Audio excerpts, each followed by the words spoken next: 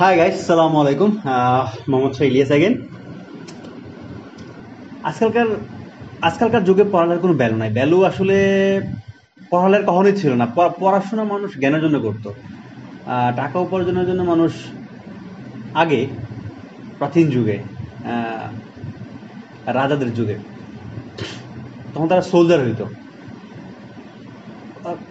Business করতো, বিভিন্ন cattle পালতো, পশুপালন করতো, বিভিন্ন জায়গা থেকে মশলা, বিভিন্ন প্রোডাক্ট যেগুলা উৎপাদন হতো সেগুলা এক এক জায়গা থেকে কোন শহরে নিয়ে বিক্রি করতো টাকার জন্য, বিজনেস করতো। দাস যখন প্রথা ছিল তখন দাস বিক্রি করতো। এভাবে এইভাবে টাকা ইনকাম করতো। আর শুধুমাত্র যারা পড়াশোনা করতো তারা জ্ঞানের জন্য পড়াশোনা করতো। বিকজ ভাই, আমরা আমার সাথে যারা স্কুলে পড়ছে, মনে করেন যে আমরা 1 থেকে 10 স্কুলে পড়ছি, আমার ক্লাসমেট যারা ছিল, তো মেজরিটি ওরা আসলে টপে উঠতে পারে নাই। মেজরিটি ওই পড়াশোনা দিয়া ভালো কিছু করতে পারে নাই।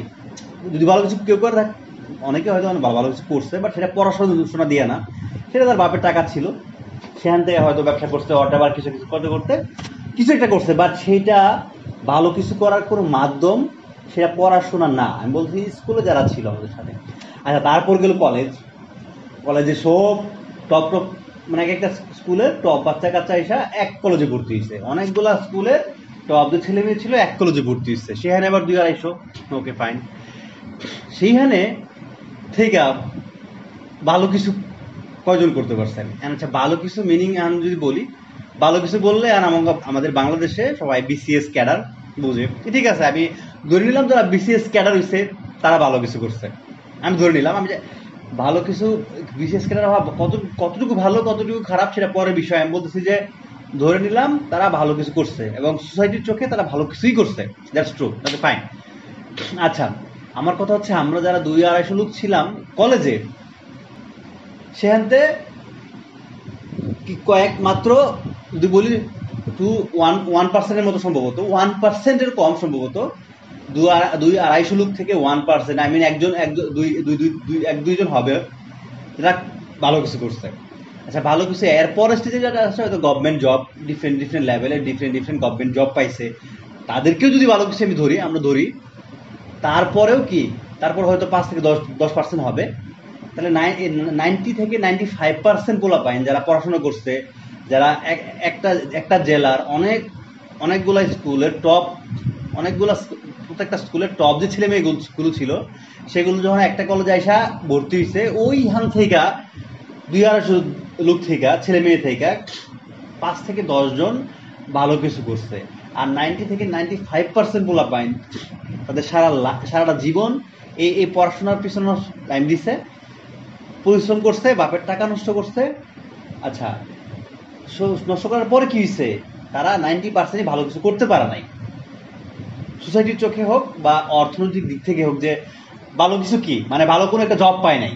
আর আজকালকার জব কইরা, এই বালের জব কইরা, ঠিক আছে, যে কোনো জব কইরা, মানে ভালো কিছু করবা তুমি, ভালো ভালো কিছু বলতে আমি যে বড় লোক হওয়ার কথা বলি।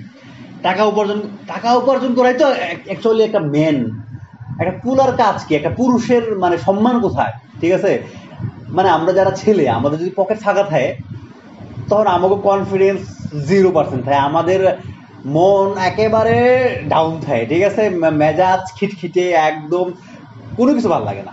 এনিওয়েজ, তো আমরা আস্তে আস্তে আস্তে ডিপ স্টেটে চলে যাই, যেখানে গিয়া যত খারাপ খারাপ খারাপ ইয়ে আছে, কি বলে, আসক্তি আছে, সেই দিকে চলে যায়। কারণ কি? কারণ আমাদের টাকা নাই। যে টাকা আমরা যেটা ভাবছিলাম যে ঠিক আছে, ভালো করে পড়াশোনা করছি, এখন ভালো টাকা ইনকাম করবো, 12 টাকা এনে ঘুরতে যাবো, বন্ধুরা করবো, বিয়ে শাদি করবো, এই ক্যাটরিনা গায়ে, তারপর হচ্ছে বিদেশে ঘুরতে যাবো, এই সেই করবো, যে স্বপ্ন দেখছি পড়াশোনা করতে গিয়া। তারপরে 95% ছেলে মেয়ে যারা আমরা জীবন থেকে 16, 17, 18, 20 বছর যারা নষ্ট করছি, এবং এখন ভালো কিছু করতে পারতেছি না, ভালো করে পড়াশোনা করার পরেও ভালো কিছু করতে পারতেছি না, তখন মানে ফ্রাস্ট্রেশন, ডিপ্রেশন চলে আসে। এনিওয়েজ, এটা একটা বিষয় গেল। পড়াশোনা করে আমি পড়াশোনা করে 90 থেকে 95% ছেলে মেয়ে প্রাইভেট জব করে। আমি 5% to 10% আমি ছেলে মেয়ে সরকারি জব করে, তাদের কথা আমি পরে বলবো। তাদের যে জব স্ট্যাটাস, জবের যে ইনকাম, জবের যে ফিউচার, সেটা নিয়ে পরে কথা বলবো। আমি কথা হচ্ছে আমার 5% লোক আমার কনসার্নই না, আমার যে মেজরিটি লোক 90 থেকে 95% ছেলে মেয়ে, তারা হচ্ছে আমার কনসার্ন। তো এত বড় একটা সংখ্যা, এত বড় একটা জনশক্তি, মানে ছেলে মেয়ে, আমরা ফিউচার, আমরা অলরেডি ডেস্ট্রয়েড, হ্যাঁ, ডেস্ট্রয় হয়ে যাচ্ছে, এবং এটা হবেই। এনিওয়েজ, আমি বলতেছি যে এই 90 থেকে 95% লোক কি করে, মানে প্রাইভেট জব করে। প্রাইভেট জবে তোমার ওই একদম পকেট ভরে টাকা দিব না, হ্যাঁ, তারা তোমার এতটুকু পরিমাণে টাকা দিব যতটুকু দিয়ে তুমি মনে করো যে 1 মাস কোনো রকম ঋণ পরিশোধ করে কোনো রকম টানতে টানতে চলতে পারো। আবার যাতে 25 দিন গেলে, এই মাসের যখন 25 তারিখ, তখন তোমার পকেট ফাঁকা হয়ে যায় এবং তুমি আবার সেই ডিপ ডিপ্রেশনে পড়ে যাও, এবং টাকার জন্য আবার দ্রুত একদম মনে করো তোমার ম্যানেজার হ্যাঁ কথা মতো একদম মেনে চলো।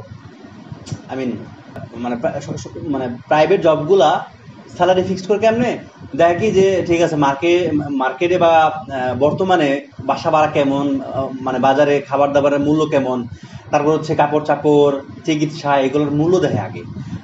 দেখার পরে যখন দেখে যে, আমার মনে হয় এগুলো যখন সামিট আপ করে, মানে টোটাল হিসাব করে সকল কিছু, তো এইটার যে খরচ আসে পার পার্সনের, মানে যাতায়াত, খাবার দাবার, বাসা ভাড়া, এগুলোর খরচ হিসাব করে তার থেকে সম্ভবত 5% কমাই দেয়। তারপর হচ্ছে তারা স্যালারি ফিক্সড করে, হ্যাঁ। তারপর হচ্ছে প্রত্যেক বছর 1%, 2%, 3% করে বাড়ায়, 3-4% করে বাড়ায়।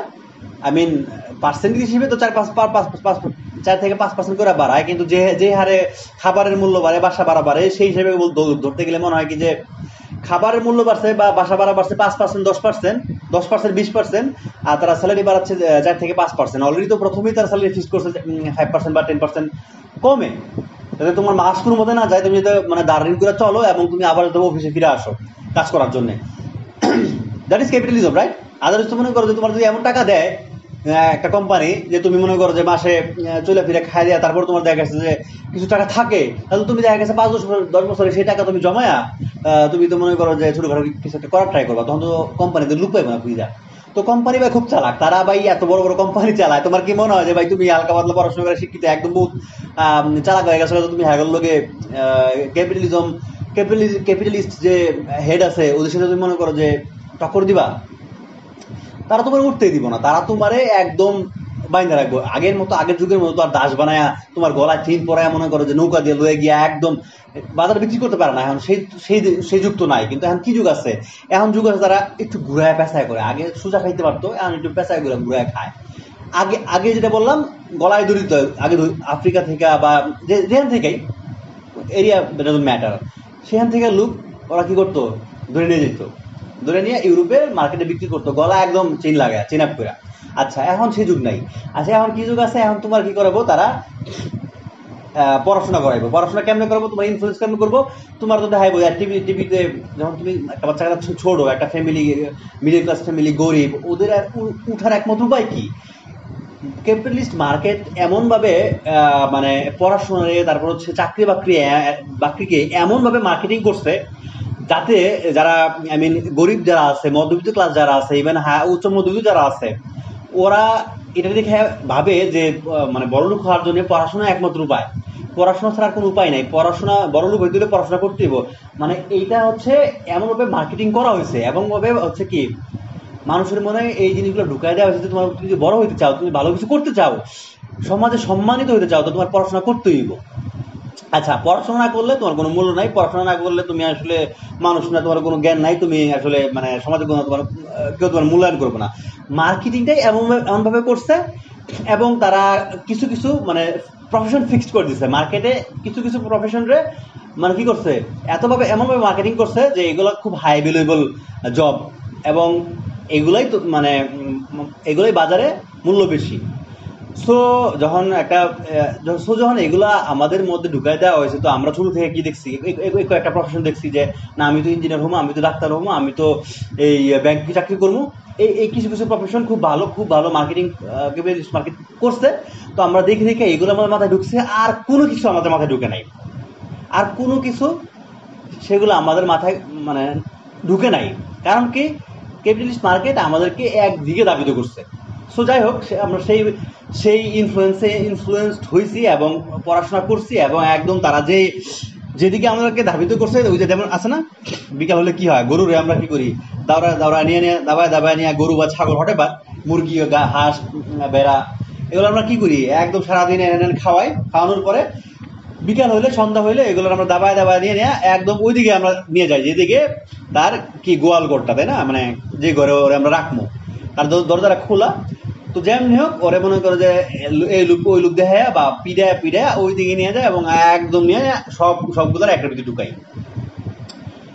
সো আমাদের শিক্ষা ব্যবস্থা সেম। ক্যাপিটালিস্ট মার্কেট হচ্ছে ওই রাখাল, আর আমরা হচ্ছে ওই বেড়া ছাগল, যেগুলো হচ্ছে কি সারা আমাদের 16-17-18 বছর আমরা এখানে ওইখানে এই পড়াশোনা করছি, এক একজনে এটা করছি ওইটা করছি। এখন যখন সন্ধ্যা হয়ে গেছে, এখন যখন আমাদের বয়স আছে চাকরি করার, এখন সবগুলার দৈরা সব ধরনের পড়াশোনা এক লোকে বাইরে লুক দেখে এক গোয়াল করে ঢুকাইছে।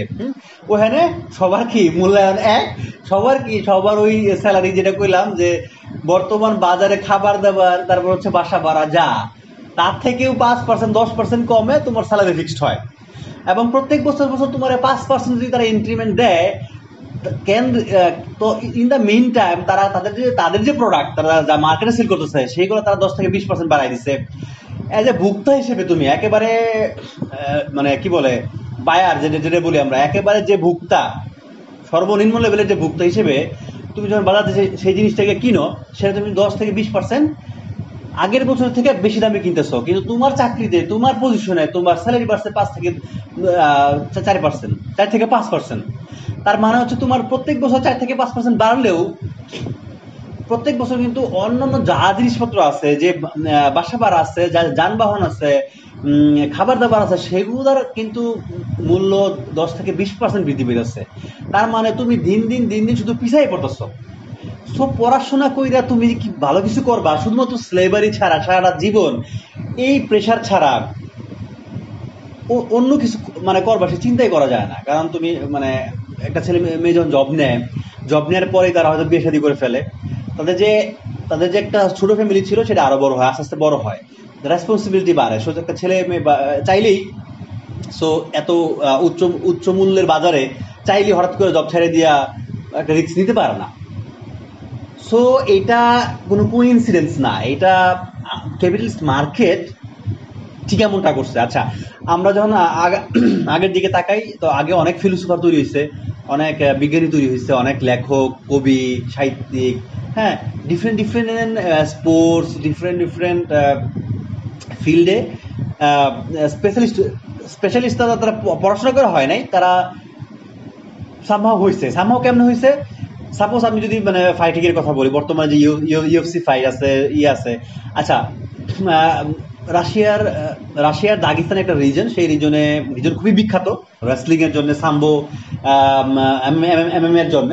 সাম্বোর জন্য মূলত বিখ্যাত, ওরা রেসলিং এর জন্য।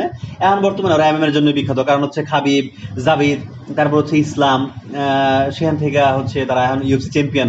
সো সারা ওয়ার্ল্ডে তারা বিখ্যাত, দাগিস্তান বিখ্যাত। এনিওয়েজ, আমি বলতেছি যে এই যে রেসলিং, এই যে ইউএফসি ফাইটিং, এটা করেও তারা, এটাও যে একটা পেশা হইতে পারে, এই ফাইটিংও যে একটা পেশা হইতে পারে, আমাদের বাংলাদেশে কিন্তু এটা নাই। আর এই ফাইটিং যে একটা পেশা হইতে পারে, এটা কিন্তু মানে ক্যাপিটালিস্ট মার্কেট এত বেশি মানে কখনোই মানে প্রমোট করে না। শুধুমাত্র কারণ কি, এটা এমন কোনো মার্কেট না যেখানে একদম গণহারে মানে একটা মার্কেটে সার্ভাইভ করার জন্য লুক লাগে, মানে গণহারে লুক লাগে না। এনে অল্প কিছু লুক হলে, অল্প কিছু স্পেশালিস্ট, অল্প কিছু স্কিলড লুক হলে এই বিজনেসটা রান করা যায়।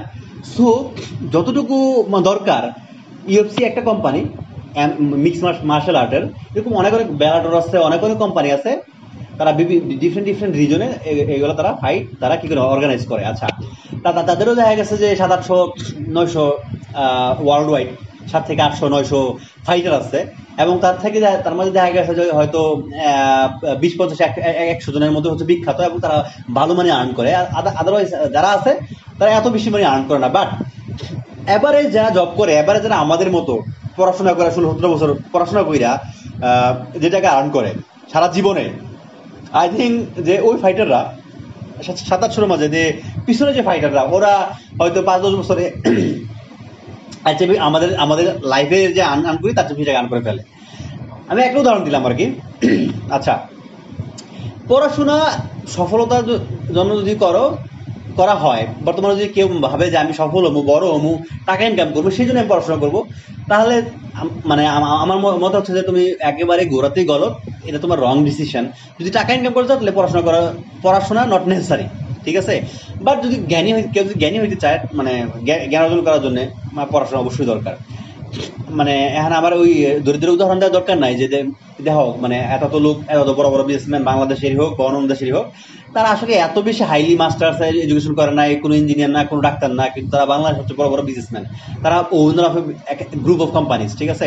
আচ্ছা, আর এখন মনে উদাহরণ দেবো যে ঠিক আছে, তাহলে তো ওই কোম্পানি যারা চালায়, সিইও বা এই সেই যারা আছে, সিও জিএম, হ্যাঁ, তারপর হচ্ছে ডিরেক্টর, এরা তো পড়াশোনা করছে, এরা তো এখান থেকে ওখান থেকে ডিগ্রি নিচ্ছে, তো ওইটা হওয়ার জন্য তো লাগবে। হ্যাঁ ভাই, তা ঠিক। আমার কোশ্চেন হচ্ছে যে ওই বাংলাদেশে যে এতগুলো কোম্পানি, বাংলাদেশে যে 100, মানে সাপোজ 100 কোম্পানি থাকে, 100 কোম্পানিতে কতজন সিইও আছে, কতজন মনে করো যে ডিরেক্টর আছে, আর কতজন হচ্ছে এক্সিকিউটিভ আছে। এক্সিকিউটিভ মানে হচ্ছে গণহারে এক্সিকিউটিভ আছে। হ্যাঁ, ওদের স্যালারি যা আমি যেমনি বললাম যে ওরা ওদের যে মাসিক খরচ ওর থেকে 5-10% কম ওরা স্যালারি পায়। সো বর্তমানে এবং ইন দ্য ফিউচারে যদি আসলে কেউ টাকার জন্য পড়াশোনা করে, তাহলে আমার পক্ষ থেকে তার প্রতি রিকোয়েস্ট থাকবে এবং উপদেশ থাকবে, ডোন্ট। পড়াশোনা টাকার জন্য করে লাভ নাই, ঠিক আছে, 1 টাকাও করতে পারবে না, সারা জীবনে কোনো লাভেও না। বরঞ্চ এই 5 থেকে 10 বছর অন্য কিছু যদি কেউ করে, অন্য যে কোনো ফিল্ডে পড়াশোনা বাদ দিয়া, আই থিঙ্ক সে লাইফও এনজয় করতে পারবে, তার যে নিজের একটা ব্যক্তি সত্তা আছে সেটাও ঠিক থাকবো, ফ্যামিলি সে থাকতে পারবে এবং হ্যাপি থাকবে। বাট সে আই থিঙ্ক ডিপ্রেশনেও পড়বে না, একটা এলাকায় থাকবে, একটা সম্মান তার বজায় থাকবে। বাট যদি কেউ ভাবে যে ঠিক আছে আমি টাকার জন্য পড়াশোনা করব, তাহলে your making A wrong decision. পড়াশোনা করা যারা জ্ঞান অর্জন করতে চায়, যারা আসলে কোনো একটা বিষয়ে স্পেশালিস্ট হইতে চায়, যাদের প্যাশন হচ্ছে পড়াশোনা করা, সো তাদের জন্য মানে তারা ওয়েলকাম পড়াশোনা করার জন্য। আর যখন আপনি কোনো একটা বিষয়ে প্যাশন থাকবে এবং আপনি সকল বাধা অতিক্রম করে ওই বিষয়টা অর্জন করবেন, আই মিন যদি আপনি শুধুমাত্র জ্ঞান অর্জন করেন, শুধু জ্ঞান অর্জন করার জন্য সারা জীবন, একটা না একটা টাইমে আপনার এই যে জ্ঞান অর্জন করছেন সেটা বইলেও কথা বইলেও আমার সামনে আপনি বিখ্যাত হয়ে যাবেন। আমি বলছি না বিখ্যাত হওয়ার জন্য আপনার পড়াশোনা করা উচিত, আমি বলছি যে আপনার প্যাশন থাকে, আপনার প্যাশন হচ্ছে পড়াশোনা করা, নট বিখ্যাত হওয়া। কিন্তু আপনি যখন এত প্যাশন নিয়ে পড়াশোনা করছেন, এত জ্ঞান অর্জন করছেন, একটা লাইফে একটা মুহূর্তে অবশ্যই কখনো না কখনো, ঠিক আছে, আপনার এই জ্ঞান কখনো কখনো আপনার একটা চূড়ান্ত শিখরে নিয়ে পৌঁছাইব।